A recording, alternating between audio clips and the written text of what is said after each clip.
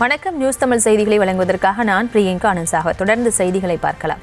திண்டுக்கல் மாவட்டம் கொடைக்கானல் தாண்டிக்குடி மலை உச்சியில் நடைபெறும் விஜயின் ஜனநாயகன் படப்பிடிப்பில் அரசால் தடை செய்யப்பட்ட தண்ணீர் பாட்டில்களை பயன்படுத்திவிட்டு ஆங்காங்கே போட்டுவிட்டு செல்வதாக குற்றச்சாட்டு எழுந்துள்ளது.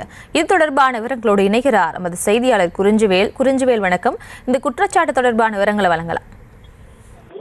நிச்சயமாக பிரியங்கா, திண்டுக்கல் மாவட்டம் கொடைக்கானல் கீழ்மலை கிராமமான தாண்டிக்குடி கிராமத்தில் மலை உச்சியின் கடந்த 3 தினங்களாக தாவேகா நடிகரும் முன்னணி நடிகருமான விஜயின் ஜனநாயகன் படத்தின் இறுதிக்கட்ட படப்பிடிப்பு நடைபெற்று வருகிறது. இதனையடுத்து 3 நாட்களாக இன்று தாண்டிக்குடி கிராமத்தின் உச்சிப்பகுதியில் அசன்கொடை வனப்பகுதியில் படப்பிடிப்பானது நடைபெற்று வருகிறது.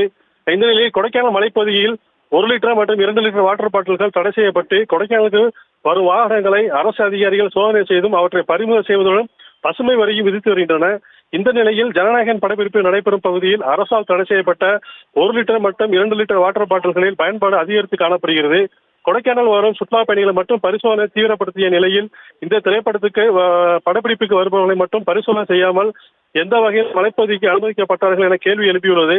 இதனை சம்பந்தப்பட்ட பொது சுகாதார பிரிவினர் சோதனை செய்து நடவடிக்கை எடுக்க வேண்டுகோள் எழுந்துள்ளது. ஏற்கனவே இ பாஸ் தராமல் நடிகர் விஜயின் வாகனம் கொடைக்கானலுக்கு வந்ததும் குறிப்பிடத்தக்கது. பிரியங்கா.